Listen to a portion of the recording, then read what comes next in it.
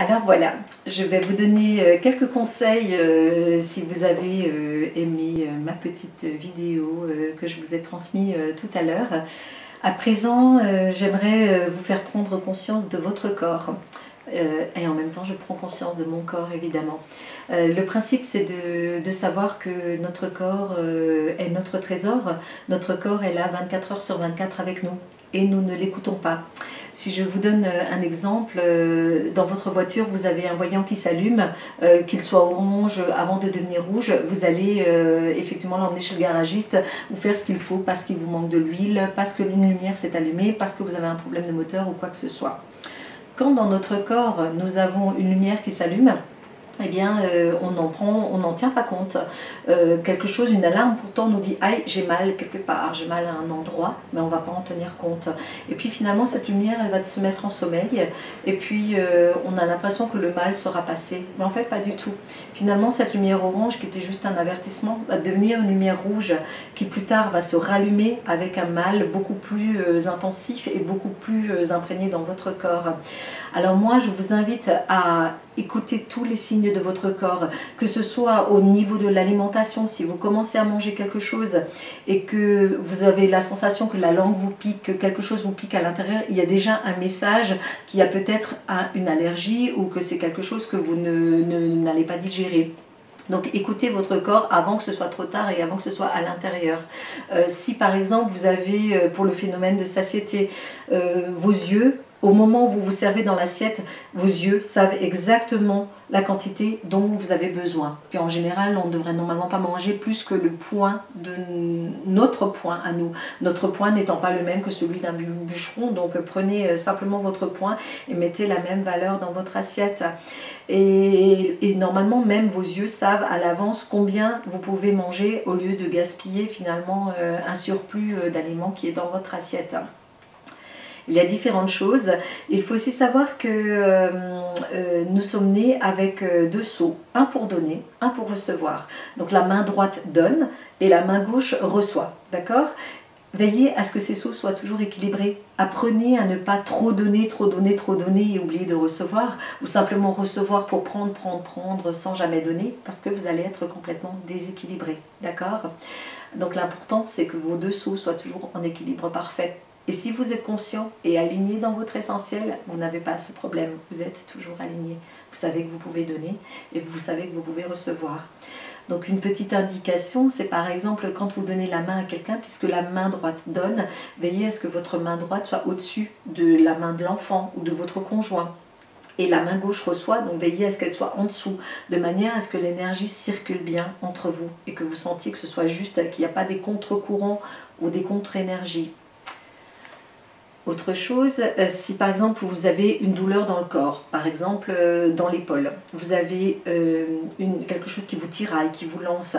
Si vous avez fait 3 heures de tennis, vous saurez que le mal vient de ces 3 heures de tennis et vous pouvez l'identifier. Mais si par exemple vous vous levez et vous avez mal à l'épaule, ça vous lance, ça vous tire, c'est désagréable, puis ça prend tout le reste du corps, posez-vous la question contre qui ou contre quoi vous êtes en colère. Et souvent, la réponse se fait très très vite. Quand on a mal dans le corps, c'est aussi parce qu'on a un problème émotionnel ou psychologique avec quelqu'un ou avec une situation. Si par exemple, votre collègue a eu la promotion que vous méritiez et puis que ça va se manifester dans le corps, très vite vous allez vous rendre compte de la problématique et vous saurez en fin de compte ce qui vous dérange. Il y a toujours des signaux, et quel qu'il soit, le corps vous parle et votre corps vous aime. Si vous avez par exemple donc, tout ce qui est douleur, une douleur lancinante, des coups de couteau, des choses qui font mal, qui vous prennent soudainement, sont liées à la colère. Donc toujours posez-vous la question, contre qui ou contre quoi je suis en colère ? Si maintenant votre corps se manifeste autrement par des conjonctivites, des ampoules, quelque chose de liquide, du sang, du pus, du rhume, ce genre de choses, en fait c'est un problème émotionnel. Donc demandez-vous contre qui ou contre quoi vous avez un problème émotionnel. Et pareil, très vite, vous saurez que c'est ou quelqu'un de votre famille, quelqu'un que vous aimez, qui vous a fait du mal ou qui vous a trahi, ou une amie. Voilà, donc très vite, vous arriverez à l'identifier. Identifier nos mots sont très très intéressants parce qu'on va pouvoir après aller plus loin dans la démarche de guérison. Il faut savoir que dans le temps, le mot la maladie, ça venait de le mal a dit. Donc, qu'est-ce que le mal veut nous dire? Qu'est-ce que notre corps veut nous dire? En fait, par la maladie ou par le mal a dit, il veut nous transmettre une information. Et quand je vous parle de ces voyants rouges qui s'allument ou ce mal qui s'invite en nous, c'est parce qu'il y a un message à comprendre. Donc plutôt que de dire « Oh mais pourquoi ça m'arrive? Moi j'ai rien fait, comment ça se fait que j'ai mal à l'épaule maintenant? Je ne suis pas d'accord ?» Eh bien, accepter la situation, essayer de comprendre quel est le message qui est transmis par ces informations. Lorsqu'on parlait de la spiritualité tout à l'heure, il y a également d'autres messages intéressants. Souvent, les anges ou les entités lumineuses, lorsqu'elles veulent s'exprimer et nous envoyer un message, elles vont souvent utiliser les ondes. Donc soyez attentifs à une musique, à la radio, à une parole, ou alors à quelque chose qui est lié aux ondes souvent. Ou alors ça peut être visuel aussi, on peut voir d'un coup le titre d'un livre, mais ça peut aussi être quelqu'un qui va nous dire une parole, une phrase qui va nous faire tilt, qui va éveiller quelque chose en nous et qui va nous faire comprendre que nous avons un message à comprendre par rapport à une question qu'on se posait. On peut avoir la réponse de cette manière-là. Donc souvent ça passe par les ondes et je vous invite à être attentifs parce que c'est assez agréable de comprendre des messages de cette manière-là. Il y a également les heures miroirs, 11h11, 12h12, 13h13. Plus vous envoyez dans la journée, plus cela, souvent ça arrive lorsque vous êtes en état réceptif. Vous êtes en train de penser à quelque chose et tac, vous allez voir 11h11, 22h22. Et plus vous allez voir dans la journée ce nombre d'heures miroirs, plus vous pourrez imaginer que votre vie est en train de changer. Il y a une étape que vous êtes en train de passer, soit dans un plan professionnel, familial ou un déménagement, ce genre de choses.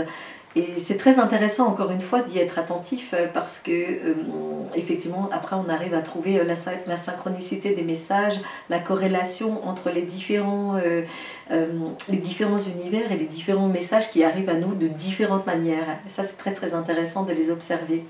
Et je suis certaine que tous vous avez un jour pensé à quelqu'un en disant tiens j'ai pensé à toi puis tu m'as juste téléphoné ou je te vois dans la rue ou tu es à cette soirée et donc il y a déjà voilà des modes alpha qui passent, des ondes alpha qui passent les uns entre les autres et qu'on arrive à capter et à ressentir, comme de même si on roule et qu'on entend freine ou ralentit et on va éviter peut-être l'accident, donc c'est déjà arrivé à un bon nombre d'entre vous. Et je sais qu'on ne peut pas toujours expliquer scientifiquement ce qu'on vit spirituellement. Ceci dit, quand je suis face à un scientifique, je lui dis quand même mais écoute, tu connais le vent? Il me dit oui. Je dis mais par contre tu l'as jamais vu. Tu sais ce qu'il peut faire, tu sais qu'il peut faire des tornades, déplacer des objets, mais lui-même on ne l'a jamais vu. Même si on le sent dans les cheveux, même si on le sent sur notre visage, on n'a jamais vu le vent. De la même manière, on ne peut pas expliquer comment on aime quelqu'un, juste en un mot. Si je dis à une personne tu aimes tes enfants, et que la personne me dit oui, prouve-le. Et si je lui demande de le prouver, elle ne peut pas me le prouver, même si elle fait des actes de bienveillance. Une voisine peut faire des actes de bienveillance pour les enfants ou pour nos amis ou pour notre famille. Mais prouver l'amour, c'est quelque chose de subtil, c'est compliqué. Et finalement, les gens arrivent à comprendre où je veux les emmener, puisque finalement, la spiritualité, elle est là, elle est partout autour de nous et elle est en nous. Simplement, il suffit de la décoder avec des petits messages, avec des subtilités, et plus on sera attentif donc déjà aux signes de notre corps, plus on sera attentif aussi à ce qui est autour de notre corps, puisque nous avons différents corps éthériques, etc. Autour de nous, et plus nous serons attentifs aussi à ce qui se passe. De même que si quelqu'un arrive dans votre dos, vous sentez son énergie, vous sentez qu'il y a quelqu'un derrière vous. Et toutes ces finesses, en fin de compte, plus vous allez être aiguisé au niveau de votre corps, au niveau des messages, plus vous allez comprendre que tout est juste et on vous veut du bien. Donc n'allez pas à contre-courant et vous dire j'ai une idée, coûte que coûte je vais opter pour cette idée. Acceptez aussi d'avoir un plan A ou un plan B si le plan A ne fonctionne pas. Acceptez aussi que sur la route, lorsque vous avez un itinéraire domicile-travail ou domicile-bureau, bureau-domicile, acceptez de changer d'itinéraire pour voir les choses autrement parce que vous pouvez avoir de nouvelles idées. Certains ont trouvé une nouvelle maison à vendre et à acheter du coup parce qu'ils ont pris une déviation, parce qu'ils ont changé de direction. Essayez de ne pas vous complaire dans vos habitudes, mais simplement de trouver des nouvelles façons de faire.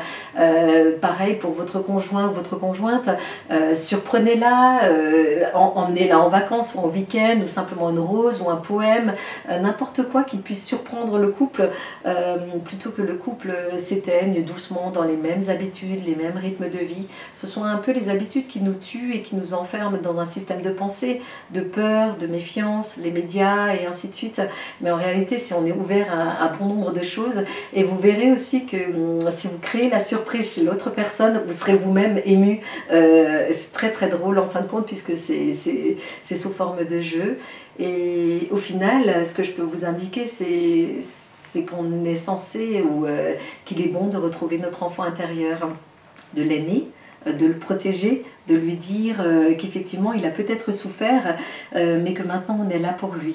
On aime notre enfant intérieur, il est avec nous pour la vie.